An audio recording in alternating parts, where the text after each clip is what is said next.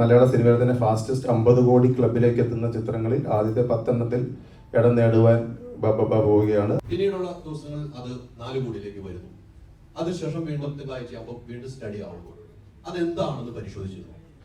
ആദ്യത്തെ ദിവസം കേരളത്തിലെ ബോക്സ് ഓഫീസിൽ ഏറ്റവും ഹയസ്റ്റ് ഡേ 1 കളക്ഷനുള്ള റെക്കോർഡ് നേടുന്ന രണ്ടാമത്തെ ചിത്രമായി നമ്മുടെ ബബ്ബ മാറി എന്നത് വളരെ സന്തോഷമുള്ള കാര്യമാണ്.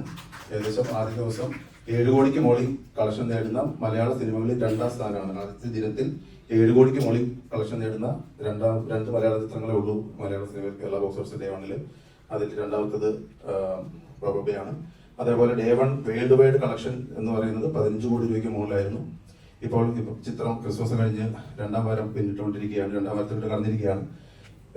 ഇപ്പോൾ മലയാള സിനിമയിൽ തന്നെ ഫാസ്റ്റസ്റ്റ് 50 കോടി ക്ലബിലേക്ക് എത്തുന്ന ചിത്രങ്ങളിൽ ആദ്യത്തെ 10 എണ്ണത്തിൽ ഇടം നേടുവാൻ പോവുകയാണ്. 50 കോടി ക്ലബിലേക്ക് കിടക്കുകയാണ് ഈ അവസരത്തിൽ. അതുപോലെ തന്നെ ചിത്രത്തിന് ഇപ്പോഴും നിറഞ്ഞ സദസ്സിൽ 2ാം വാരത്തിലും 200-ലധികം തിയേറ്ററുകളിൽ ചിത്രം പ്രദർശിപ്പിച്ചുകൊണ്ടിരിക്കുകയാണ്. വിദേശ രാജ്യങ്ങളിൽ ഉൾപ്പെടെ എല്ലായിടത്തും നല്ല റെസ്പോൺസാണ് വരുന്നത്. അപ്പോൾ ചിത്രത്തിന്റെ ഈ ഒരു സക്സസിന് നിങ്ങളെവരുടെയും മീഡിയ ഭാഗത്തു നിന്ന് കിട്ടിയ സപ്പോർട്ടിന് ഒരു നന്ദി കൂടി ഈ അവസരത്തിൽ രേഖപ്പെടുത്തുന്നു. ആദ്യ ദിവസം 7 കോടി എന്നുള്ളത് എമ്പുരാനായിരുന്നു 10 കോടിയിലോ. സെക്കൻഡ് കേരളത്തിലെ ഏറ്റവും ക്രോസ് വന്ന സിനിമ 7 കോടി. പിന്നീടുള്ള ദിവസങ്ങൾ അത് 4 കോടിയിലേക്ക് വരുന്നു. അതിനുശേഷം വീണ്ടും വീണ്ടും സ്റ്റഡി ആവുമ്പോൾ അതെന്താണെന്ന് പരിശോധിച്ചിരുന്നു.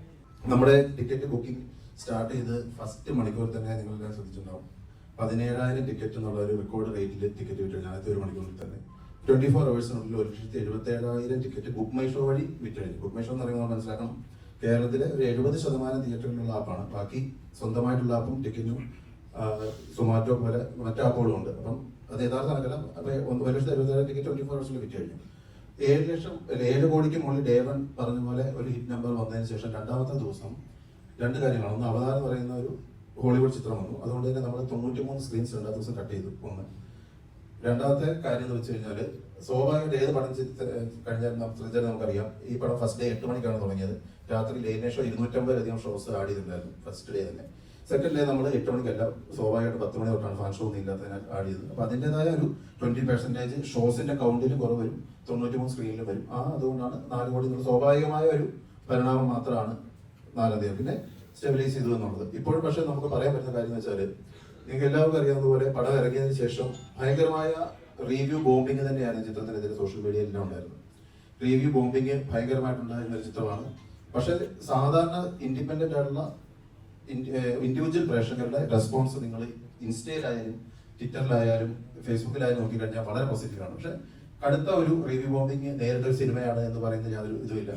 ഈ ഒരു ബോംബിങ്ങിന്റെ വിഷമവും കാര്യങ്ങളെല്ലാം കണ്ടി 1,77,000 ടിക്കറ്റ് വിറ്റിട്ടും ബുക്ക് മൈ ഷോയില് ടിക്കറ്റിന്റെ എണ്ണം വരുന്നത്, പക്ഷേ റേറ്റിംഗ് വരുമ്പോൾ റേറ്റിംഗിന്റെ അകത്ത് അങ്ങോട്ടും ഇങ്ങോട്ടും മാറി പറയുന്നത് കണ്ടപ്പോൾ നമ്മൾ ടെൻഷനായി. അപ്പം സ്വാഭാവികമായിട്ട് നമ്മളെക്കാൾ ടെൻഷൻ എന്ന് വെച്ചാൽ ധനജയൻ ഡയറക്ടേഴ്സ് മറ്റുള്ള ടെൻഷനായി നമ്മുടെ അടുത്ത് വന്ന് പറഞ്ഞു. അപ്പോൾ ഗോകുലത്തിൽ നമ്മൾ ഈ കാര്യം അവതരിപ്പിച്ചപ്പോൾ ചില പ്രവണതകളുണ്ട്, ചുരുക്കം ചില മുൻകാലങ്ങളിൽ ചില സ്വീകരിച്ച സമീപനമാണ്. വേണമെങ്കിൽ നമുക്ക് റേറ്റിംഗ് കൂട്ടാനായിട്ട് പല കാര്യങ്ങളുണ്ട്.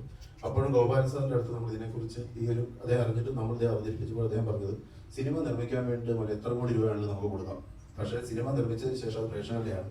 അത് സത്യസന്ധമായ സിനിമയാണെങ്കിൽ അതിനൊരു നന്മയുണ്ടെങ്കിൽ ആ ചിത്രം തന്നെ കളക്ട് ചെയ്തു. അതിനു വേണ്ടിയിട്ട് നമ്മൾ എന്താ പറയണ്ടേ, അതിന് കൃത്രിമമായിട്ട് റേറ്റിംഗ് കാണിക്കാനായിട്ട് മറ്റു രീതിയിൽ ഇത് ചെയ്യാനോ മറ്റു കാര്യങ്ങളൊന്നും പൈസ മുടക്കാൻ താല്പര്യമില്ല. കാരണം ഒന്ന്, ഗോപാൽ സാറിന് ഇവിടെ പോസ്റ്റർ ഒട്ടിക്കുന്നതിന്റെ റേറ്റ് തൊട്ട് ഇവിടുത്തെ എല്ലാ റേറ്റും അറിയാത്ത ഒരാളാണ്. അപ്പം ഒരു കാര്യത്തിന് വേണ്ടി ഒരു പുതിയൊരു കാര്യം അല്ലെങ്കിൽ എന്തെങ്കിലും കാര്യം നമ്മൾ പറഞ്ഞ് മനസ്സിലാക്കണമെങ്കിൽ സാർ അത് ക്ലിയർ ആയിട്ട് വ്യക്തമായ ധാരണ നമ്മൾ കൊടുക്കണം. അതിനകത്ത് സാർ ഒരു സത്യസന്ധമായ നീതിക്ക് നിരക്കാത്തതാണ് സാറിന് തോന്നുന്നതാണ് ഒരിക്കലും സാർ അംഗീകരിക്കുന്നത്. സാർ എപ്പോഴും പറഞ്ഞതാണ്, കോടിക്കണക്കിന് രൂപ നമ്മൾ ചിത്രം നിർമ്മിക്കാൻ ചെലവഴിക്കുക, അത് സ്ക്രീനിൽ കാണാനുണ്ടാവും. പക്ഷെ ചിത്രം കാണാൻ വേണ്ടിയിട്ടോ അല്ലെങ്കിൽ കൃത്യമായിട്ട് റേറ്റിങ്ങിനോ മറ്റു കാര്യങ്ങളോ നമുക്ക് വേണ്ട. പലരും സാറിനെ ഉപദേശിക്കുന്നുണ്ട് റിവ്യൂ ബോംബിങ്ങിനെതിരെ നിയമപരമായ നടപടി സ്വീകരിക്കണം എന്ന് പറഞ്ഞു. അപ്പോഴും അതിനെതിരെ പറഞ്ഞില്ല. അദ്ദേഹം പറഞ്ഞത് ചിത്രത്തിനെതിരെ സത്യസന്ധത ഉണ്ടെങ്കിൽ ചിത്രം വിജയിക്കും എന്ന് തന്നെയാണ്. നമ്മൾ ആർക്കെതിരെ ഒരു നിയമ നടപടിയോ വൈരാഗ്യ നടപടിയോ ഒന്നുമായിട്ട് പോകുന്നില്ല എന്നാണ് പറഞ്ഞത്. അതിന്റെ ഫലം കണ്ടു. കാരണം ഇപ്പോഴും യൂട്യൂബിൽ നിങ്ങൾ നോക്കിക്കഴിഞ്ഞാൽ ട്രെൻഡിങ്ങിൽ തന്നെയാണ് ബബ്ബ. ഇന്നലെയും 3-4 മലയാള ചിത്രങ്ങൾ, അനിവാര്യ ചിത്രങ്ങൾ ഉൾപ്പെടെ വേറെ ബോളിവുഡ് ചിത്രങ്ങൾ ഉൾപ്പെടെ വന്നിട്ടും 200-ലധികം തിയേറ്ററുകളിൽ ഇപ്പോഴും ട്രെൻഡിങ്ങിലുണ്ട്. അതായത് 9ാമത്തെ ദിവസം എനിക്ക് ആസാറ്റിസ്റ്റോടെങ്കിൽ പറയാൻ പറ്റും 8 കോടി ഡിജിറ്റിന് മുകളിലാണ് ഇപ്പോഴും കേരളത്തിലെ ബോക്സ് ഓഫീസ് കളക്ഷൻ വന്നുകൊണ്ടിരിക്കുന്നത്. 8ാമത്തെ ദിവസം, അതായത് 2ാം വാരം കഴിഞ്ഞിട്ട് 2ാമത്തെ ദിവസം അത് വരുന്നുണ്ട് എന്നുണ്ടെങ്കിൽ അതിന് ഒറ്റ ഉത്തരമേ മലയാള സിനിമ ഇൻഡസ്ട്രിയിൽ പറയാനുള്ളൂ, സിനിമ സൂപ്പർ ഹിറ്റ് ആണ് എന്നുള്ളതാണ്.